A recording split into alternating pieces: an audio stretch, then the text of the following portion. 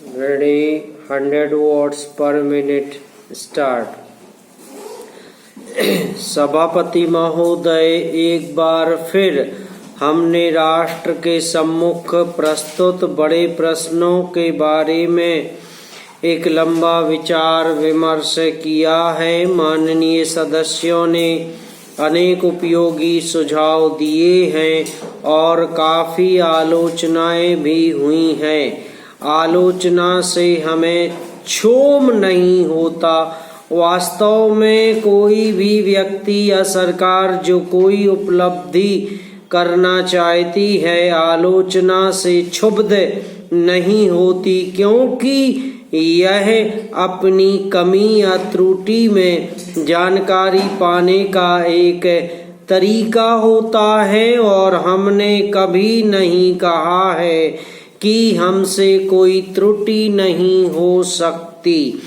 जिस किसी देश को भी प्रायः एक युग से दूसरे युग में ले जाने की महान चुनौती का सामना करना होता है, उसे अनेक नई राहें खोजनी ही होती हैं और इस क्रम में उसे यहाँ से या अन्य जगहों से अधिक सहायता नहीं मिल सकती। इसलिए इस समय कुछ हद तक प्रयोगात्मक तरीके अपनाने ही होंगे और कुछ जोखिम उठाने ही होंगे। और कुछ भूलें ऐसी होती हैं जिनसे बचा जा सकता है, लेकिन इन कमियों और भूलों के बावजूद हमारा देश दृढ़ता से आगे बढ़ रहा है। बहुत सी बाधाएं ऐसी आई हैं जिनका पूर्वानुमान हम नहीं लगा सकते थे। जैसे हम पर हमला हुआ, फिर भी कभी धीमे और कभी तेज गति से हम प्रत्येक दिशा में लगातार प्रगति करते रहे हैं। पैरा हम विपक्ष के माननीय सदस्यों या स्वयं अपने पक्ष के सदस्यों की आलोचनाओं या सुझावों का स्वागत करते हैं, लेकिन जब किसी दल पर निरंकुशता का या पश्चिमी बंगाल में लोकतंत्र की हत्या का आरोप लगाया जाता है, मैं समझती हूँ कि एक दिन माननीय सदस्य ने इन्हीं शब्दों का इस्तेमाल किया था, तो उसे गंभीर भाव से लेना कठिन हो जाता है। जिस पार्टी ने यह आरोप लगाया है वह विनोद वृत्ति के लिए मशहूर नहीं है।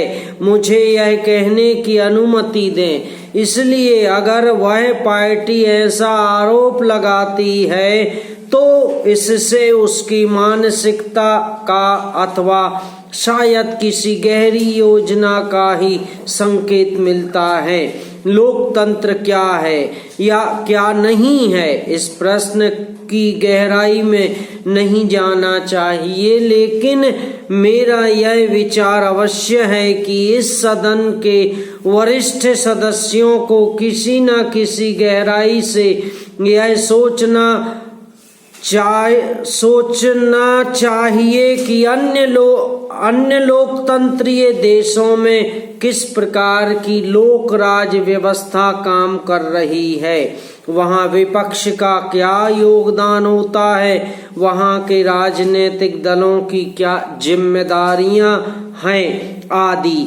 अगर आप लोकतंत्र के बारे में बिना सोचे समझे ढंग से कुछ कहने के वर्तमान फैशन की जगह इस प्रश्न पर गंभीरता से सोचें तो उपयुक्त कई सवाल आपके मन में उठेंगे। पैरा कभी कभी ऐसा होता है कि कोई व्यक्ति कोई वाक्य इस्तेमाल करता है और दूसरे लोग उसे दोहराने लगते हैं और कोई भी यह नहीं सोचता कि उस कथन में कोई सत्यता है भी या नहीं, अथवा वास्तविक स्थिति है क्या?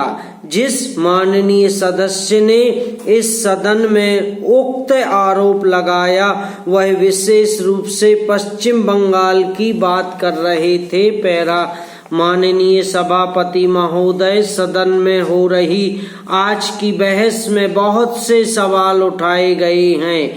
कुछ सदस्यों का कहना है कि यदि गन्ने की पैदावार को कम कर दिया जाए तो धीरे धीरे इसके दाम बढ़ जाएंगे। मैं इस सुझाव से सहमत नहीं हूँ कि पैदावार कम करके गन्ने के दाम बढ़ाए जाएं। समाप्त।